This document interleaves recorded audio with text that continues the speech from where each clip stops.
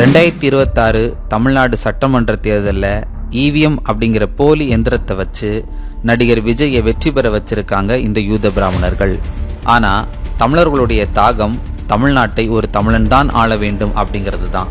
அந்த அடிப்படையில் விஜய் தமிழர் இல்லை அப்படின்னு தொடர்ந்து சொல்லிட்டு வர ஒரே அமைப்பும் 5ஆம் தமிழ்ச்சங்கம் மட்டும்தான்.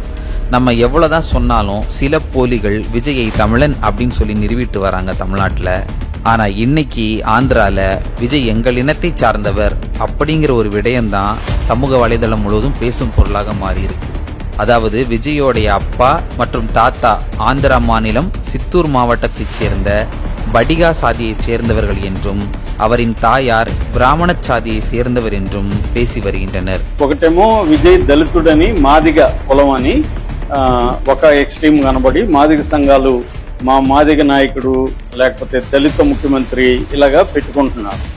మన తెలుగు వాళ్ళు మంచి సినిమాలు బ్రహ్మరథం పడతారు అన్నాడు. என்னை எடுத்துக்கிட்டீங்கன்னா தமிழே சரியா தெரியாது, தமிழே சரியா தெரியாது.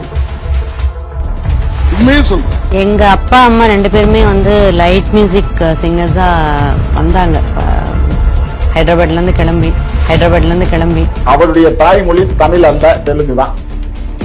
தாய்மொழி தெலுங்கு தாயுடைய மொழி. இந்த அம்மாவுடைய அப்பா அம்மாவே அந்த காலத்திலேயே மேடை பாடகர். தமிழர்களை கொன்று குவித்த ராஜபக்சேவிற்கு எதிராக ஒரு கையெழுத்து கூட போட நடிகர் விஜய் மறுத்திருப்பது உலக தமிழர்களை அதிர்ச்சி அடைய செய்துள்ளது. இன்னைக்கு சித்தூர் மாவட்டத்தில் இருக்க அவங்களுடைய பூர்வீக ஊர்ல ஒரே கொண்டாட்டமா இருக்கு.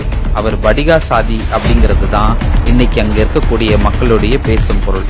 தமிழர்களை விழித்துக் கொள்ளுங்கள், அவர் திட்டமிட்டு வளர்க்கப்பட்ட ஒரு ஆள்தான். தமிழன் தமிழ்நாட்டை ஆளக்கூடாது அப்படிங்கிறது பிராமணியத்தோட 700 ஆண்டு கால திட்டம்.